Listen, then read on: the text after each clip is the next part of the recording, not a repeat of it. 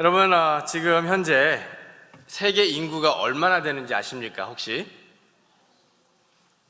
얼마나 될까요? 85요? 오, 조금 많이 가셨는데요. 거의 지금 82억 명이 있다고 합니다, 세계에. 숨쉬고 사는 사람들이. 굉장히 많은 인구죠. 근데 이렇게 세상에 많은 사람들이 살아가고 있는데 말이죠. 다른 나라에서, 다른 지역에서, 다른 민족들과 함께 살아가고 있는데, 신앙적인 관점에서 보면 이 세계의 많은 사람들을 딱 두 부류로 정리할 수 있습니다. 첫째는 그리스도인들이죠. 둘째는 비그리스도인들입니다. 구원받은 자와 받지 못한 자, 회개한 자와 회개하지 못한 자. 성경은 말하기를 산 자와 죽은 자로 표현하고 있습니다. 하나님의 자녀와 마귀의 자녀로 또 표현하고 있습니다. 우리 신앙이 우리와 세상의 다른 모든 사람들을 나누는 기준이 됩니다. 그런데 우리가 그리스도인들로 살아가면서요, 오늘 본문 말씀을 이해하기 위해서는 그리스도인의 의미가 무엇인가를 정확하게 이해해야 되는데요. 그리스도인이라는 말은요, 우리 그리스도인들이 시작한 게 아니고 사도행전 11장 26절에 보면 안디옥에서 믿지 않는 사람들이 믿는 사람들을 보고 그리스도인이라고 칭했습니다. 이 단어의 문자적인 의미를 보면요, 그리스도의 파에 속하는 그리스도의 추종자라고 할 수 있습니다. 사전적인 의미를 보면 예수를 그리스도로 믿는 믿음을 고백하는 사람을 의미합니다. 간단하게 말하면요, 예수쟁이라는 얘기죠. 어떻게 보면 뉘앙스가 좀 안 좋게 들릴 수도 있습니다. 좋게 말하면 예수님의 제자들이라고 얘기할 수 있겠죠. 그런데 왜 세상 사람들이 예수님의 제자들을 바라보면서 그리스도인이라고 불렀을까? 그들이 바라보기에도 뭔가 달랐던 것이 있었다라는 거죠. 그래서 오늘 본문 말씀을 통해서 그리스도인들의 특징이 무엇인가라는 것을 생각해 보고요, 그것을 통해 우리의 삶에 참 복된 주님을 기억하면서 그 원리대로 살게 되면 하나님께서 어떤 기쁨을 주시고 어떤 복을 누리고 살게 되는지 나눠보도록 하겠습니다. 예수님의 제자들의 삶의 특징은 무엇입니까? 많은 것들이 있을 수 있겠지만 그 중에 최고 중에 최고를 뽑으라면 사랑일 것입니다. 왜냐하면 하나님은 사랑이시기 때문에 그랬습니다. 요한일서 4장 8절에 말씀하죠. 하나님은 사랑이심이라. 그렇기 때문에 우리 예수님을 믿는 예수님의 제자들도 사랑이어야만 하는 겁니다. 예수님께서 그의 제자들에 대해서 이렇게 얘기를 합니다. 요한복음 13장 35절에 너희가 서로 사랑하면 이로써 모든 사람이 너희가 내 제자인 줄 알리라. 주님께서는 우리에게 이 세상에서 특출난 부자가 되라, 능력자가 되라, 권세자가 되라, 학자가 되라, 그런 말씀 안 하세요. 한 말씀 하십니다. 서로 사랑하라. 이것이 우리의 삶의 원리가 되어야 되는 겁니다. 본문 말씀을 보니까요, 어떤 율법사가 와서 예수님께 묻습니다. 선생님, 율법 중에서 어떤 계명이 큽니까? 라고 물어볼 때 예수님께서 대답하시는 것이 본문 말씀입니다. 내 마음을 다하고 목숨을 다하고 뜻을 다하여 주 너의 하나님을 사랑하라. 그것이 첫째 되는 계명이고요, 둘째 되는 계명은 내 이웃을 내 자신과 같이 사랑하라 라고 말씀하고 있습니다. 이는 십자가의 사랑을 의미하고 있습니다. 헤그너라는 박사님이 이렇게 말씀합니다. 이 십자가 사랑에 대해서 정의하는데 두 가지 계명은 수직적, 즉 하나님과의 관계와 수평적 관계, 사람과의 관계를 포함하고 있습니다. 우리 평소에 사랑이라는 단어 많이 쓰시나요? 사랑합니다라고 많이 표현하시나요? 부부와 사이에서, 또 부모와 자녀 관계 가운데, 또 성도 간의 관계 가운데 사랑합니다 표현할 수 있죠. 때로는 내가 기르는 강아지를 보면서 강아지를 나는 너무 사랑합니다라고 얘기할 거예요. 때로는 아이스크림도 사랑한다고 그러고요, 내가 좋아하는 거 다 사랑한다고 얘기할 수 있어요. 근데 그런 의미에서 따져보면 사랑이라는, 하나님을 사랑한다는 나의 고백이 어떻게 보면 좀 특별하지 않게 들릴 수도 있어요. 왜냐하면 한국어나 영어나 사랑이라는 단어가 하나밖에 없기 때문에 그래요. 그런데 헬라어에는요, 네 가지 단어가 있습니다. 사랑을 표현하는 데 있어서. 첫째는 남녀 간의 사랑이고요. 두 번째는 가족의 헌신. 셋째는 친구 간의 우정. 넷째는 사랑과 친절이라는 단어입니다. 그리스 문학에서 이 마지막 사랑과 친절이라는 단어, 아가파오를 쓸 때 그냥 사랑과 친절이라는 의미로 해석이 되는데, 근데요, 이 단어가, 똑같은 단어가, 아가페라고 알고 계시죠? 그 단어가 성경에 쓰여질 때는요, 그저 사랑과 친절이 아니고 그것을 넘어선 무조건적인 사랑, 희생적인 사랑을 의미하고 있습니다. 인간의 능력을 넘어선 신성한 사랑입니다. 그런데요, 저와 여러분들 그 원죄 때문에, 태어나면서 또 죄인이기 때문에 그런 사랑을 하기가 너무나도 힘듭니다. 너무나도 어렵습니다. 그렇죠? 그것이 하나님께서 우리를 창조하신 방법은 아닙니다. 그런데 원죄 때문에 그렇게 된 거예요.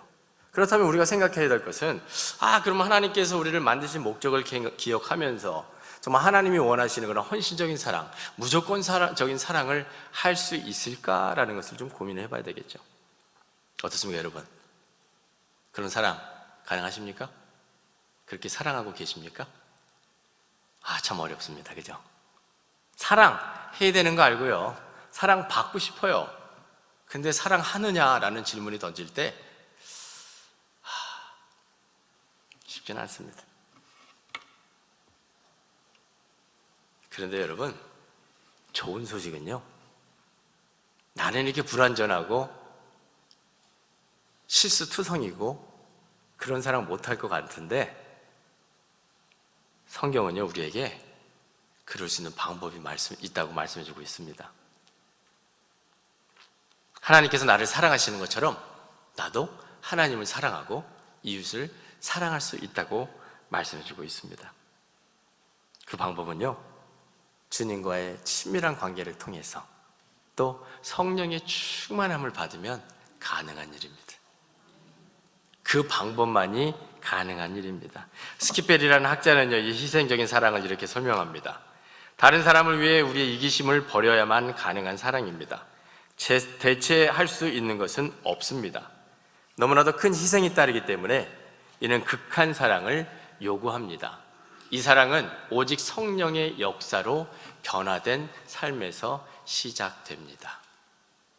예수님을 만나고 성령의 충만함을 받고 변화된 사람이라면 할 수 있다라는 겁니다.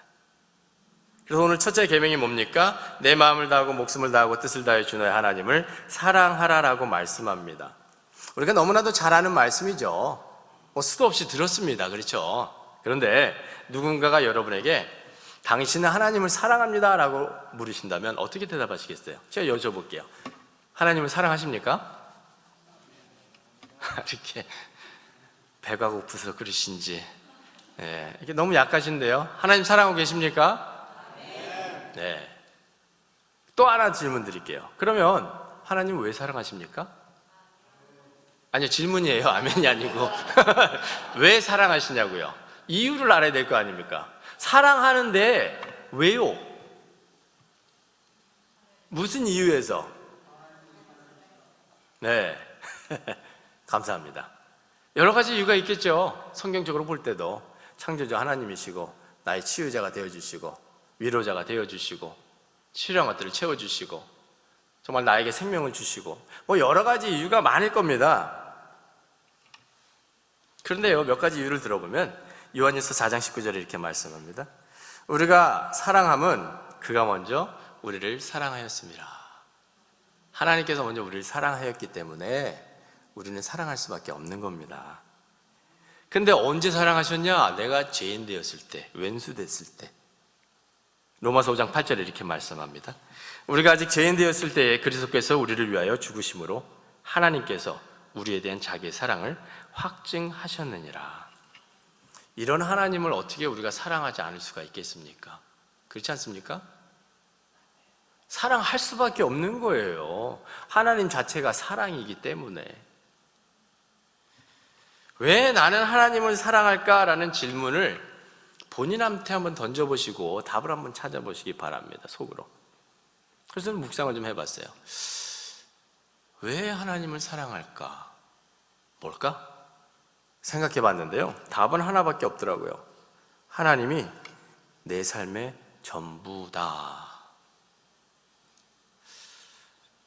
제 삶을 뒤돌아보면서 하나님께서 정말 나와 항상 함께 해주시고 이끌어 주시고 가르쳐 주시고 깨달음을 주시고 모든 것을 하게 하시고 채워주시고 아플 때는 감싸 안아주시고 위로해 주시고 힘이 없어 쓰러질 때 내 손을 붙잡아 일으켜 세워주시고 순간순간을 뒤돌아보니까 정말 다 하나님밖에 없더라라는 거죠.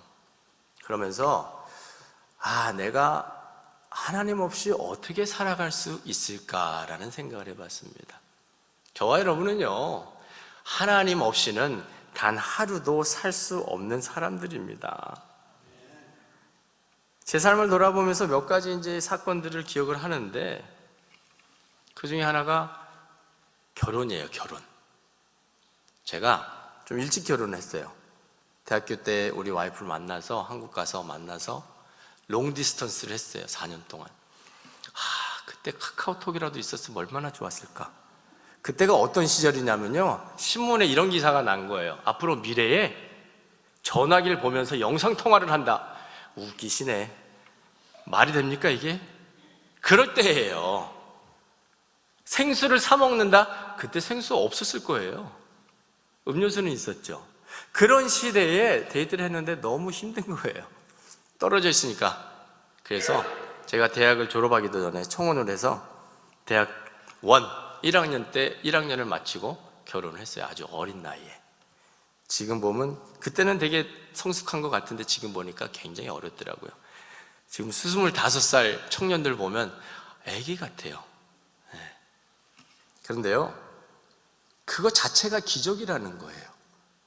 왜냐 설명을 드릴게요. 그 당시에 제가 신학생이었어요. 그래서 사례비를 한 달에 600불 받았습니다. 아파트가 300불 나갔습니다. 300불 갖고 먹고 살아야 했어요. 근데 우리 와이프는요, 제가 청혼을 했을 때 네 하고 받아들였습니다. 현실 감각이 없어진 거예요. 하나님이 생각을 못하게 만드신 거예요. 우리 혹시 결혼 안 하신 분들 계시면 한번 여쭤보세요. 한 달에 600불 버는 그런 가난한 신학생하고 결혼할 수 있을까? 혹시 부모님들, 내 딸내미가 그런 사람하고 결혼한다면 축복하면서 허락해 주시겠어요? 저라도 힘들 것 같아요. 먹고 사는 문제가 급하니까. 근데 또 한 가지는요, 저희 와이프가 결혼을 하면 저를 따라서 미국에 와야 된다는 생각을 한 번도 안 했대요. 저희 와이프는 집순이였어요. 직장 갔다가 유치원 갔다가 교회 갔다가 집에 항상 또 장모님하고 시장 가서 분식 먹고 그러는 거 즐겨 했던 사람인데, 부모를 떠나서 형제 자매를 떠나서 외국에 간다는 생각을 했다면 결혼을 안 했을지도 몰라요. 근데 하나님께서 그 생각을 못하게 하셨던 것 같아요. 그래가지고 결혼해서 미국에 와가지고 1년 동안 울었다는 거 아닙니까 여러분? 저도 힘들더라고요. 1년을 매일같이 가족 보를 엄마 아빠 보고 싶다고 우는데 너무 제가 힘들었어요. 이런 순간순간 사건들을 보면서 하나님께서 정말 하셨구나. 여러분들에게 감동이 안 될 수도 있는데 저한테는 큰 감동이에요. 되돌아보면 결혼을 못할 수도 있었겠구나, 이 사람하고. 하나님의 역사하심이요, 우리의 삶 가운데 매 순간순간마다 이런 역사하심을 통해서 우리가 오늘 하루를 살아가는 겁니다. 그러니까 뒤를 돌아보면 그저 감사할 뿐 아니겠습니까 여러분? 사랑할 이유를 꼭 아셔야 돼요. 왜 하나님을 내가 사랑하는지. 그렇다면 그 다음에는 내가 어떻게 하나님을 사랑하느냐라는 질문을 좀 하셔야 됩니다. 사랑하면요 여러분, 어때요? 표현하게 돼 있잖아요. 아내에게, 남편에게 사랑합니다 얘기하시죠? 남편들이 대답이 없으신데요? 하시기 바랍니다. 사랑하면 표현을 해야죠. 말로도 하고 행동으로도 하고. 그렇죠?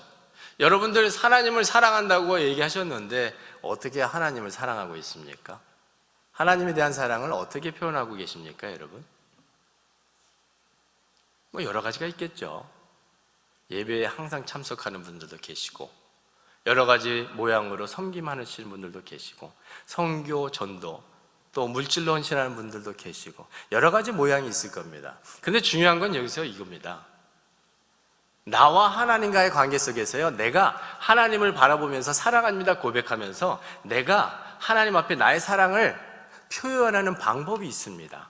그런데 중요한 것은 옆에 있는 사람은 나와 그 표현 방법이 다를 수 있다는 겁니다. 잘 생각해야 될 것이 뭐냐면요, 여러분, 내가 하나님을 이토록 사랑하는데 내가 하는 이 방법이 최고야 라는 것은 틀린 생각이다라는 거죠. 다른 방법으로 하나님을 사랑할 수 있습니다. 근데 그 사람이, 옆에 있는 사람이 나와 하나님을 사랑하는 방법이 좀 다르다고 해서 틀린 건 아닙니다, 여러분. 우리 한국 사람들은 그런 게 있죠. 말할 때도 다르다라는 걸 틀리다고 표현을 많이 할 때가 있습니다. 그러나 그렇지 않습니다, 여러분. 다름과 틀림은 다른 거죠. 그냥 다른 것을 인정해야 된다라는 겁니다. 그것을 인정하지 못하면요, 어떻게 되느냐? 내가 신앙생활 열심으로 하는 것 같고 하나님을 사랑한다 하면서요, 옆에 사람 보면서 비판하게 됩니다. 정죄하게 됩니다. 왜 저렇게 하지? 이렇게 해야 되는데 왜 저거밖에 못하지? 저도 사역을 하면서 목회자로서 그런 생각을 가끔씩 했었던 것 같아요. 특히 리더들을 보면서 해야 할 일이 많은데 이걸 이렇게 해야 되는데 저렇게 해야 되는데 정말 열심히 예배에 참석하고 섬겨야 되는데 왜 못할까라는 그런 생각들을 많이 해봤습니다. 그런데요, 제가 지난 2년 반 동안 제가 학교를 이제 사역을 시작하기 전에 이제까지 20몇 년 동안 앞에서 사역을 하다가 나를 따르라 하다가요, 뒤에서 예배를 드리기 시작했어요, 한동안. 그랬더니 정말 우리 성도 한 분 한 분의 삶이, 이 세상 속에서의 삶이 얼마나 힘들고 고된지, 또 그분 한 분 한 분의 여러분의 섬김이 얼마나 아름답고 정말 헌신적인 건지 저에게 보게 하셨어요. 깨닫게 하셨어요. 그래서 참 많은 회개를 했습니다. 여러분, 하나님을 사랑하는 마음은 다 똑같아요. 그런데 하나님을 사랑하는 방법은 다릅니다. 인정하시기 바랍니다. 그래야 남을 보면서 비판하지 않습니다. 누가복음 6장 37절에 이렇게 말씀합니다. 비판하지 말라 그리하면 너희가 비판을 받지 않을 것이요, 정죄하지 말라 그리하면 너희가 정죄를 받지 않을 것이요, 용서하라 그리하면 너희가 용서를 받을 것이요. 사랑하세요. 열심히 표현하세요. 그러나 다른 방법도 있다는 것을 꼭 기억하시기 바랍니다. 그래서 성경은요, 우리에게 하나님을 사랑하는 방법을 가르쳐주고 있는데 이렇게 말씀하죠. 오늘 본문 말씀에 내 마음을 다하고 목숨을 다하고 뜻을 다하여 주 너의 하나님을 사랑하라 라고 말씀하고 있습니다. 우리가 이렇게 사랑할 수 있는 방법 무엇입니까? 우리의 삶의 모든 우상을 다 벗어버리고 하나님을 나의 삶의 최고로 인정하는 데서부터 시작되는 것입니다.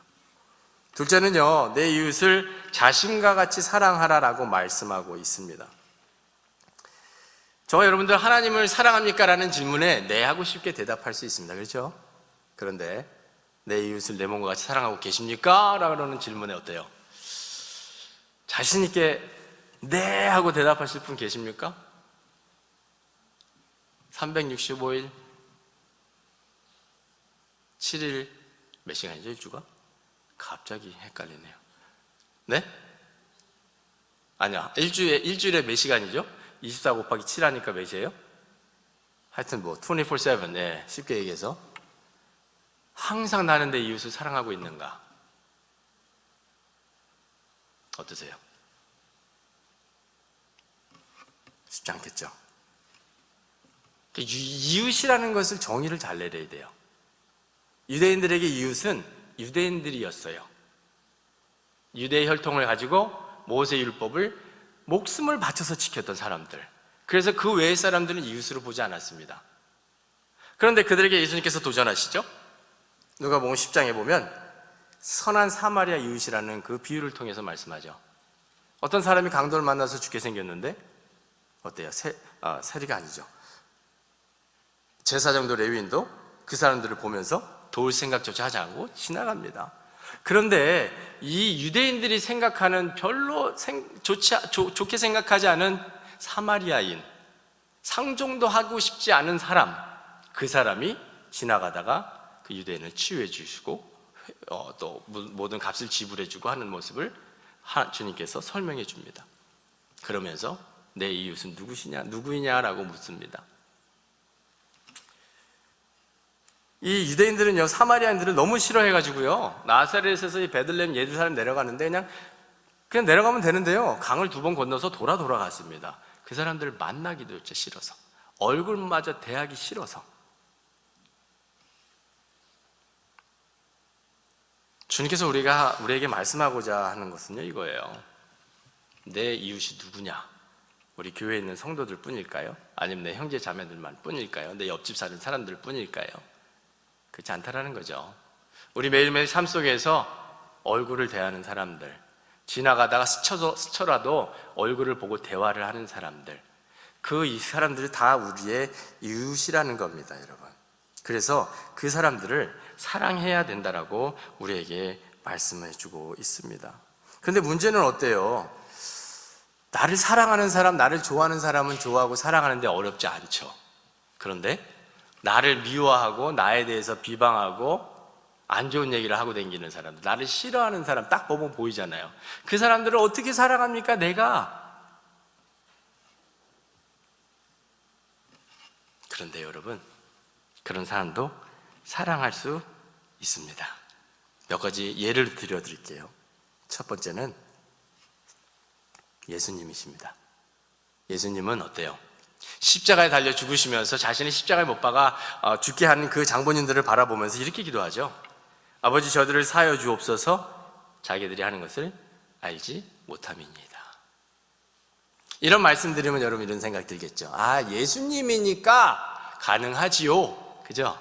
당연하죠. 예수님 하나님이시고 또 완전한 인간이셨는데. 그래서 또 다른 예를 들어드리도록 하겠습니다. 스데반 집사, 비슷한 상황이죠. 복음 전하고 돌 맞아 죽는 상황에서 이렇게 기도합니다. 주여, 이 죄를 그들에게 돌리지 마옵소서. 이런 얘기 드리면 또 그렇죠. 성경에 나오는 인물 아닙니까? 그 사람 위대한 신앙인 아닙니까? 어떻게 저와 비교를 합니까? 저는 식당 가서 서버가 조금만 해줘도 기분 상해하고요, 운전하다가 앞에 누가 끼어들면 빵빵하고요, 열받는 사람인데요. 근본이 다릅니다. 뭐 그럴 수 있어요. 2000년 전에 살았던 사람이고 성경이 말하는 신앙인이기 때문에. 그럼 또 한 가지 예를 또 들어드릴게요. 우리도 할 수 있다라는 예를. 1958년에 오이노라는 형제가 미국 필라델피아에서 유학을 하고 있었습니다.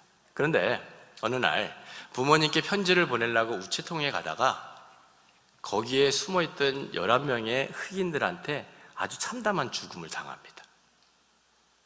그런데 그 이유는 참 더 놀랍습니다. 주위에 있는 교회에서 댄스 파티를 하는데 거기 들어가려면 35센트가 필요해가지고 그것 때문에 사람을 죽였어요. 참 말도 안 되는 일이 벌어졌죠. 그런데요, 여러분, 그 소식을 들은 그의 아버지 오기병 장로님이라는 분이 필라델피아 시장한테 편지를 보냅니다. 500불을 동봉해서, 그 당시에 엄청난 돈이죠. 그러면서 하는 얘기가, 이 친구들 형량을 최대한 낮게 좀 받아주세요. 그리고 이 돈은 이 친구들을 교육하는 데 써주세요. 제가 그 편지의 일부분을 읽어드릴게요. 아들을 잃은 아비의 마음으로 한번 들어보세요. 이게 어떻게 가능할까? 하나님께서 우리의 슬픔을 승화시켜 기독교적 소망을 주신 것에 감사합니다. 이노의 사망 소식을 들었을 때 믿을 수가 없었고 큰 충격과 비탄에 빠졌습니다. 하지만 살인자들의 구원받지 못한 영혼과 인간성 마비에 대해서도 슬프게 생각합니다. 우리는 어떻게든 살인자들의 영혼을 구원하고 이들에게 생명을 불어넣을 수 있는 도구가 되기를 원합니다. 교육적 빈곤이 살해의 직접적인 동기가 되었을 것이라 생각합니다. 우리 가족은 이들이 석방된 뒤에 직접 교육 및 사회 적응의 목적으로 쓰일 수 있도록 기금을 적립하기로 했습니다. 이것은 죽임을 당한 이와 죽인 자들에게 생명을 주는 일이며 우리를 기독교적 사항과 친교 안에 연결되게 하는 길이라고 생각합니다. 우리는 다만 우리의 죄를 대신하여 죽으신 예수 그리스도로부터 받은 성령으로 우리의 소망을 밝혔을 뿐입니다. 하나님의 축복이 미국 국민들과 특히 우리의 피부치인 아들을 죽게 한 이들에게 함께 하시기를 기원합니다. 자녀를 잃은 아비의 마음입니다. 와. 여러분 이제 불가능하다고 못하시겠죠? 저와 여러분과 똑같은 사람이 이런 힘들고 어려운 일을 경험하면서 성령의 충만함으로 거듭났더니 이렇게 고백할 수 있었더라는 겁니다, 여러분. 우리의 힘으로는 불가능합니다. 그러나 성령의 힘으로 가능합니다. 사도 바울이 말씀합니다. 내게 능력 주시는 자 안에서 내가 모든 것을 할 수 있느니라. 그러면 우리가 어떻게 내 이웃을 내 몸과 같이 사랑할 수 있을까요? 첫째는요, 먼저 자신을 사랑하십시오. 내 자신을 사랑해야만 합니다. 주님께서 우리에게 뭐라 그래요? 네 자신을 사랑하는 것만큼 내 이웃을 사랑하라 라고 말씀하죠. 그러면 네 자신을 먼저 사랑하라는 사랑하라는 것이 전제가 되어야만 된다는 겁니다, 여러분. 내가 나를 사랑하지 못하면 다른 사람을 사랑할 수 없어요. 내 자신을 바라보면서 내 자신을 증오하고 미워하는 사람은요, 옆에 이웃을 사랑할 수가 없습니다. 똑같이 반응할 수밖에 없습니다. 자격지심 때문에 나 자신에게 자신이 없다면 절대로 하나님을 바라보시고 주님 안에서 좀 자신감을 회복하고 자존감을 회복하시기 바랍니다. 그래야 사랑할 수 있습니다, 여러분. 나 중심의 이기적인 삶을 사시라고 말씀드리는 거 절대 아니에요. 절대 그래서는 안 됩니다. 그런데 우리가 나 자신을 사랑해야 할 이유가 바로 이거예요. 창세기 1장 27절에 나온 것처럼 하나님께서 저와 여러분을 하나님의 형상대로 만드셨다고요. 하나님의 형상. 얼마나 아름다운 존재입니까? 그렇지 않습니까? 다윗은요, 시편에서 자신의 삶에 대해 이렇게 고백합니다. 내가 주께 감사하옴은 나를 지으심이 심히 기묘하심이라. 잘 쓰이지 않는 단어라 이해하기 어렵죠? 그래서 새 번역, 현대인 번역을 말씀드릴게요. 오묘하고 놀랍고 신기하게. 무슨 말씀이냐면요, 여러분, 세상에 82억 명의 사람이 오늘 이 순간 살고 있는데, 그런데 저와 여러분 한 분 한 분이 하나님이 바라보실 때 너무나도 귀중하고 소중하고 사랑스럽고 위대한 존재라는 거예요. 왜냐하면 하나님의 형상대로 지음을 받았기 때문에. 이걸 좀 깨달으셨으면 좋겠어요. 여러분은요 정말 위대한 존재입니다. 사랑받아 마땅한 존재들입니다. 왜? 하나님 그렇게 말씀하시니까요. 예수 그리스도께서요 이 땅에 저와 여러분을 위해서 오셔서 죽으셨잖아요. 그만큼 저와 여러분의 삶은 가치 있는 삶입니다. 여러분, 저와 여러분 한 분 한 분이 하나님 보실 때 얼마나 사랑스러울까 한번 생각해 보셨어요? 하나님의 형상대로 지음을 받았고요, 신묘막측하게 정말 놀랍게 만들어졌고요, 신기하게 하나님께서 만들어주신 내 자신 사랑하시기 바랍니다. 그게 하나님의 뜻이고 그것이 믿음입니다, 여러분. 그런데 또 생각해야 될 것은 뭐냐? 내가 하나님 눈에 귀한 것처럼 내 옆에 있는 이웃도 똑같이 하나님께 귀한 사람이다라는 거. 그 사람도 나의 사랑을 받을 만한 자격이 충분히 있다라는 거. 하나님께서, 예수님께서 나를 위해 죽으신 것처럼 내 형제자매 이웃을 위해서도 죽으셨다라는 거. 그거 생각하면 여러분, 우리가 옆에 사람 미워할 수 있겠어요? 하나님이 보실 때 귀하다, 사랑한다 하는 사람을 내가 어떻게 미워합니까? 그렇지 않습니까? 정말 예수의 사랑을 우리 안에 품고요, 성령의 충만함을 받고요, 내 옆에 있는 분들 좀 사랑하시기 바랍니다. 두 번째는요, 주위에 있는 사람들을 돌보십시오라는 겁니다. 성경은요 구약과 신약에서 계속해서 말씀합니다. 신명기 15장 11절에 너는 반드시 내 땅 안에 내 형제 중 곤란한 자와 궁핍한 자에게 내 손을 펼칠지라. 또 성도들이 쓸 것을 공급하며 손 대접하기를 힘쓰라라고 말씀합니다. 그리고 초대교회 성도들은요, 이것을 살았습니다. 재산과 소유를 팔아 각 사람의 필요를 따라 나눠주며라고 말씀합니다. 여러분, 사랑의 표현을 하라는 거예요. 주위 사람들한테 마음에만 품고 계시지 마시고 말로, 행동으로 표현해 주세요. 나와 가장 가까운 가족들로부터 시작됩니다. 아내에게, 남편에게, 부모에게, 자녀에게. 요한복음 19장에 보면요, 놀라운 말씀이 있어요. 제가 한번 읽어드릴게요. 한번 들어보세요. 요한복음 19장 26절, 27절이에요. 예수께서 자기의 어머니와 사랑하시는 제자가 곁에 서 있는 것을 보시고 자기 어머니께 말씀하시되 여자여 보소서 아들이니다 하시고 또 그 제자에게 이르시되 보라 내 어머니라 하신대 그때부터 그 제자가 자기 집에 오시니라. 무슨 말씀이냐면요, 이게 어떤 상황이냐면요, 여러분, 예수님이 십자가에 달려서 모든 인류를 위해서 죽어가는 그런 시간이에요.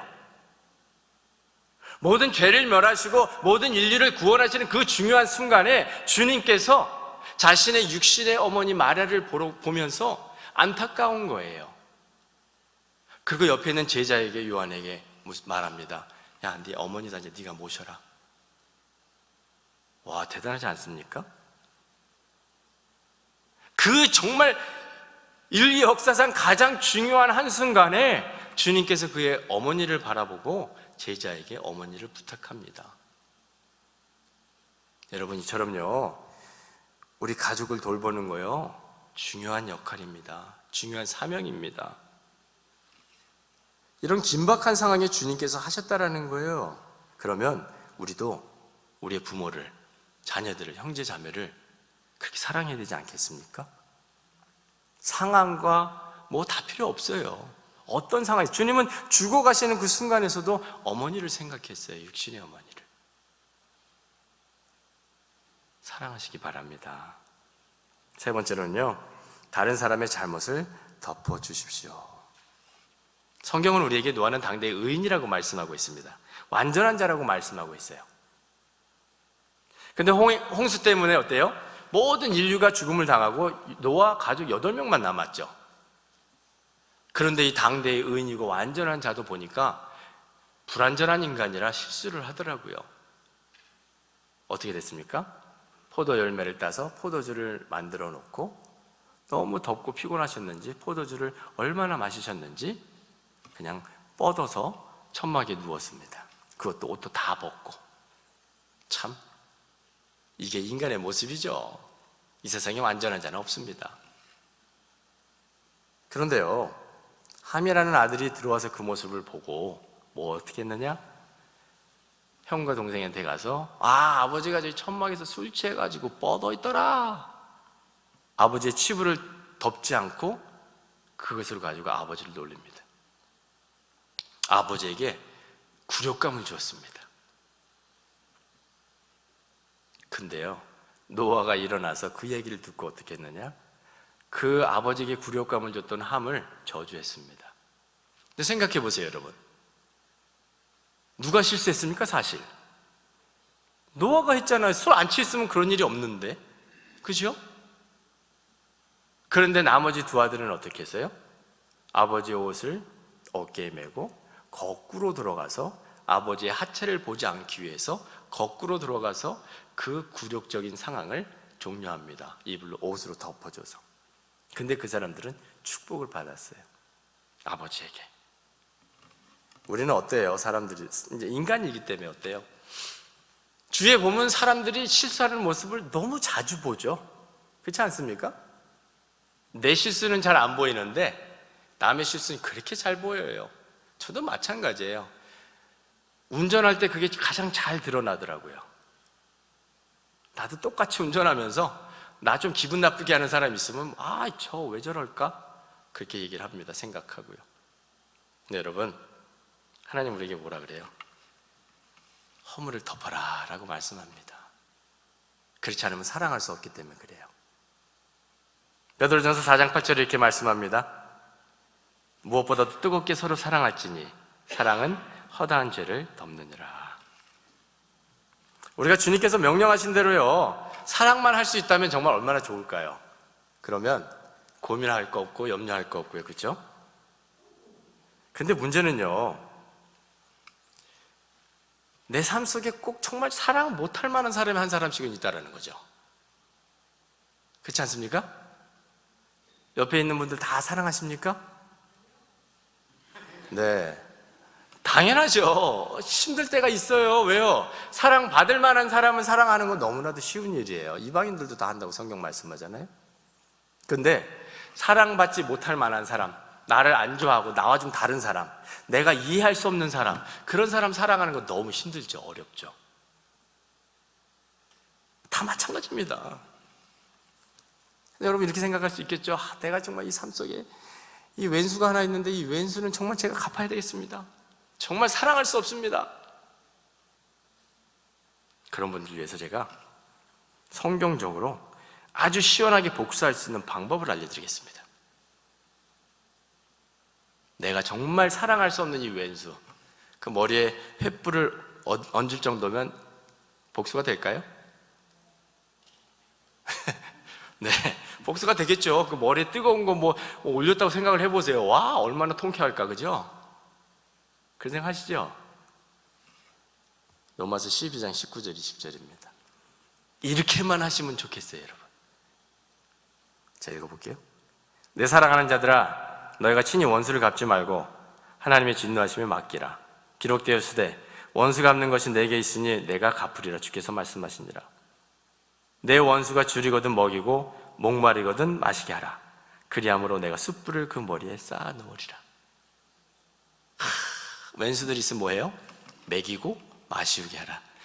2부에 어떤 집사님 나가시면서 이런 얘기를 했다고 하더라고요. 앞으로 나한테 밥 사는 사람 조심해야 되겠네.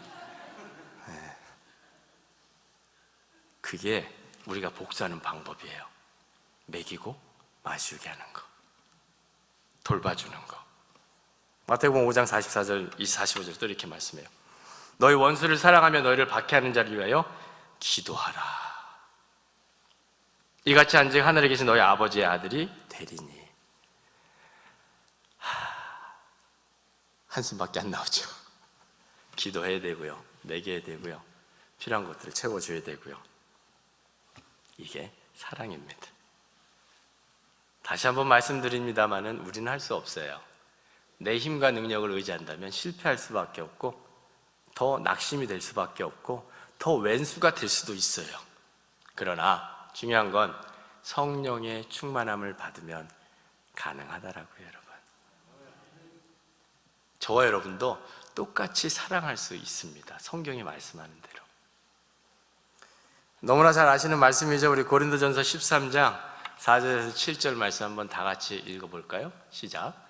사랑은 오래 참고 사랑은 온유하며 시기하지 아니하며 사랑은 자랑하지 아니하며 교만하지 아니하며 무례 행하지 아니하며 자기의 유익을 구하지 아니하며 성내지 아니하며 악한 것을 생각하지 아니하며 불의를 기뻐하지 아니하며 진리와 함께 기뻐하고 모든 것을 참으며 모든 것을 믿으며 모든 것을 바라고 모든 것을 견디느니라.